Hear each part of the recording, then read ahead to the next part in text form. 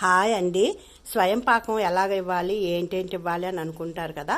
ఇదిగోండి వాటికి కావాల్సిన స్వయం పాకానికి రైస్, బియ్యం అండి, పప్పు, చింతపండు, ఎండుమిరపకాయలు, ఉప్పు అండి. ఈ సాల్ట్ నేను కల్లుప్పు పెట్టాలండి. నేను ఇంట్లో ఈ ఉప్పు ఉందని నేను ఇస్తున్నాను. నెక్స్ట్ కాయగూరలు అండి, నా దగ్గర ఉన్నాయి, నేను ఇస్తున్నాను. దాంతోపాటు మనం తాంబూలం అండి, ఇందులో ఎంత కొంత డబ్బులు పెట్టి మనం ఇస్తాము. స్వయంపాకం ఇచ్చిన తర్వాత మనం కాయగూరలు అండి, అరటికాయలు, తోటకూర, ఇంకేమున్నా మనం ఇవ్వచ్చు. నా దగ్గర ఇవి ఉన్నాయి, మీకు చూపిద్దామని నేను చేస్తున్నాను ఈ వీడియో. ఇలాగా మనం స్వయంపాకం ఇవ్వాలమ్మా. నేను మీకు ఈ క్వాంటిటీ ఎందుకంటే వీడియో చేద్దామని మీకు చూపిస్తున్నాను.